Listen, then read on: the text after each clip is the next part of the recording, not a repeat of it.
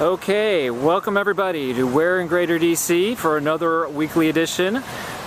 We film all over the Greater DC Baltimore region, and take note of that little security car right in front of us there. They gave us hassles twice about filming at this location today. So unbelievably, we were able to go through great perils just to get this fresh content out to everybody. Unbelievable the difficulty. Twice now for these folks, these security people. Anyway, we give a free gift certificate to anyone who guesses our filming location and is the first to send that guess in to support at Cornerstone Properties, homeinfo.com. The correct guess wins the prize. Each week you can't guess and win 2 times in a row, but otherwise happy to share the wealth and the tips on real estate and short sales specifically.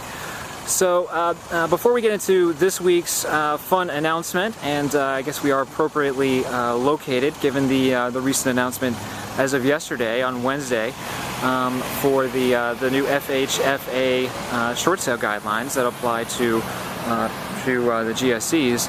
Just wanted to briefly respond to a couple of comments we got on the bankruptcy post that we made last week.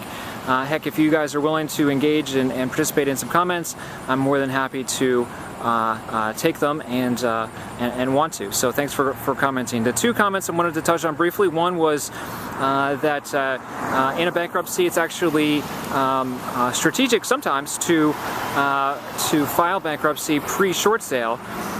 If the goal is to get a second lien holder stripped. Now, obviously, I wouldn't recommend doing this in most of the time, because most of the time you don't have to file bankruptcy. You can get the second lien resolved through the short sale process, but sometimes you do run into these very difficult second lien holders, and they refuse to work with you. And so there is a procedure under the bankruptcy code where the first lien, if the first lien is underwater as well, the second lien is effectively deemed unsecured, right? Their lien is worthless, and so the bankruptcy estate can actually the trustee and the judge will allow you to strip that second lien. So okay, that's one. Another is someone made the comment that in fact you may want to file bankruptcy in order to protect yourself against any deficiency judgment. Well, that's nice, but most of the time, I'm talking 99+% of the time, we get deficiencies waived first and second lien both.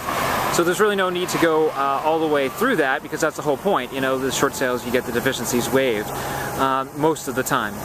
The idea is, well, if you put yourself in a position where you're not able or qualified or eligible to file bankruptcy after the short sale, then aren't you hurting yourself? Well, yeah, that would be the case if you couldn't get the deficiency waived, and you couldn't qualify. But the reality is, most people going through short sales would still satisfy the means test in the bankruptcy code for filing bankruptcy even after a short sale if they had a huge deficiency and were subject of a proceeding, a lawsuit proceeding. Not to mention the fact that they don't have a lot of income anyway, et cetera, et cetera. So it would be very, very, very, very minuscule and unique case where that would apply. Okay, so thanks for the comments. On to our talk today. Shucks, I still can't get over the security guards hassling me. Anyway, FHFA, the Federal Housing Finance Agency, they are conservators for Freddie and Fannie. They have announced, and Freddie and Fannie have agreed, by necessity, on some new short sale guidelines. And this is really big. So just really quickly, you can be current. Believe it or not, you can now be current. Effective November 1st is when these guidelines go into effect. You can be current and get a short sale through if you've got one of a couple of hardships. One, you're relocating more than 50 miles away. You're in active duty military. You've got relocation assignments. If you've gone through a divorce, or you've got a permanent disability or other related sort of illness. So, or the borrower or co-borrower has died. So, they've opened up the gamut here quite a bit. We had a short sale previously where Freddie actually denied someone for short sale for lack of hardship, not because the numbers didn't work, for lack of hardship when they were 18 months delinquent. I mean, how silly is that, right? You're either going to take the short sale or you're going to foreclose at that point. The homeowner's not making up 18 lost payments plus interest and late fees and attorney's fees and so on. So that is a good thing. You can be current and do a short sale now. Fantastic news. Also, they standardized second lien payoffs to $6,000, no more going back and forth with second liens. Second liens have fallen into line when there's a first lien Fannie Mae. For example, PNC finally rolled and will waive the deficiency on the second lien if Fannie Mae is on the first and you can prove it.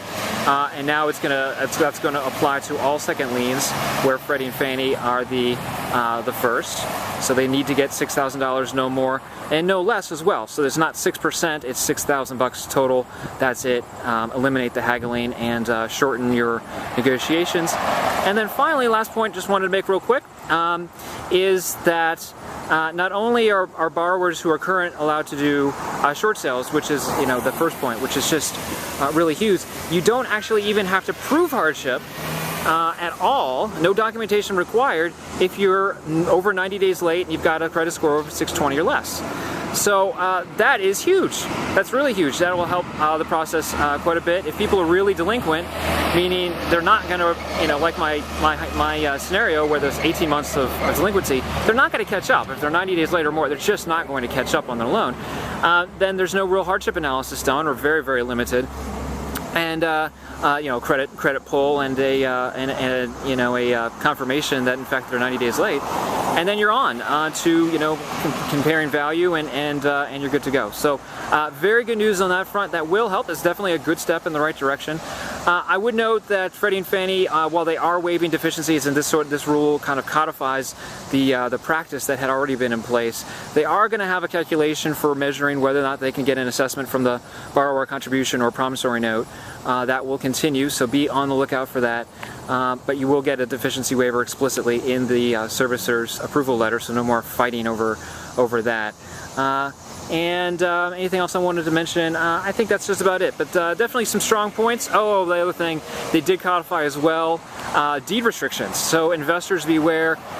It was already the environment for investors and sort of buying and selling properties really quickly, which otherwise would be perfectly legal, I might add. There's nothing wrong with flipping intrinsically if you buy a property, you sell it however quickly.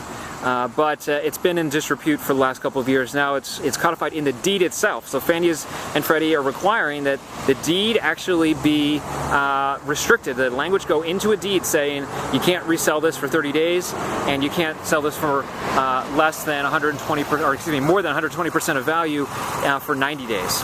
More than 120% of the purchase price in 90 days. So interesting developments all around. Stay tuned for more. Check us out, capitalshortsale.com. We do negotiate short sales for free for homeowners and agents alike. Give us a shout on our site, and don't forget to send your guest support at Cornerstone Properties, homeinfo.com. Don't mind me, I'm running away from these security people who are coming back. Bye-bye.